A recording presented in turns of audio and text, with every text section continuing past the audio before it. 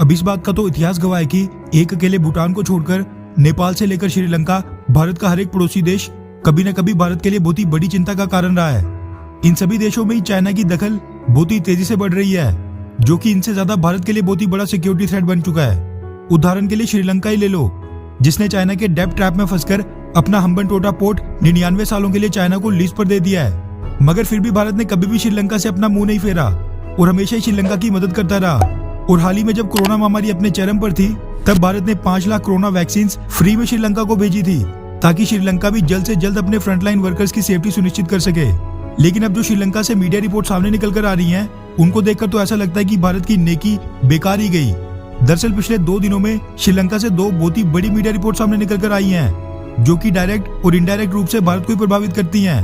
पहली खबर the Indian express, outlook, the Hindu और कई बड़े बड़े मीडिया हाउसेस के हवाले से ये निकल कर आ रही है कि अब श्रीलंका ने भारत के एस्ट्राजेनेका वैक्सीन के अलावा 7 मिलियन यानी 70 लाख डोजेज रशिया से स्पुतनिक 5 वैक्सीन खरीदने का फैसला किया है।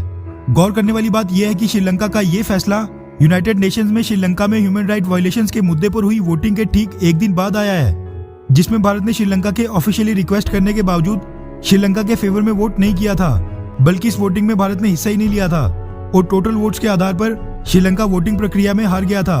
जिसके बाद अब उस पर यूएन की निगरानी बढ़ गई है और उसको जांच करके ह्यूमन राइट वायलेशंस के दोषी लोगों पर कार्रवाई करने के आदेश दिए गए हैं, जिनके पूरा ना होने पर श्रीलंका पर यूएन द्वारा कड़े सैंक्शंस भी थोपे जा सकते हैं। गौर करने वाली बात यह है कि यूएन में हुई वोटिंग में पाकिस्तान, चाइना और रशिया इन तीनों ने ही श्रीलंका के फेवर में वोट किया था। इसीलिए ऐसा माना जा रहा है कि यूएन वोटिंग में भारत द्वारा श्रीलंका का साथ ना देने के कारण ही श्रीलंका भारत से एक कदम दूर चले गया है और उसने आखिरकार रशिया की वैक्सीन स्पुतनिक 5 के 70 लाख डोजेज का ऑर्डर प्लेस कर दिया है।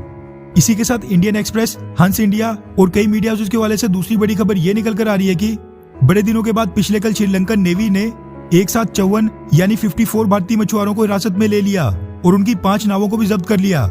श्रीलंकन नेवी ने यह आरोप लगाया है कि ये सभी मछुआरे श्रीलंका के टेरिटोरियल वाटर्स में घुसने की कोशिश कर रहे थे और इन्होंने दोनों देशों के बीच इंटरनेशनल मैरीटाइम बाउंड्री लाइन को भी क्रॉस कर दिया था।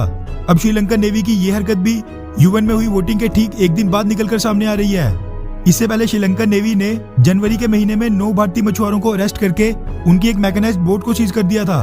उसके बाद जनवरी से लेकर पूरे मार्च के अंत तक ऐसा कोई भी इंसिडेंट सामने नहीं आया था और अब अचानक से 54 भारतीय मछुआरों को अरेस्ट करना अपने आप में बहुत ही बड़ा विषय है, जो कि भारतीय सरकार को श्रीलंका से उठाना चाहिए। इसी के साथ श्रीलंका ने कुछ दिनों पहले पाकिस्तानी पीएम इमरान खान को भी आमंत्रित किया था और 2 दिन पहले श्रीलंका ने एक बार फिर चाइना से $1.5 बिलियन का लोन लिया।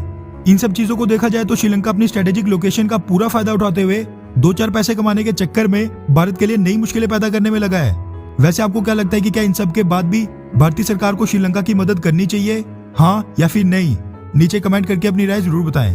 अच्छा सुनो, चैनल को सब्सक्राइब करो, उसके बाद घंटी बजा देना ताकि अगली वीडियो आपसे मिस ना हो पाए। Thank you.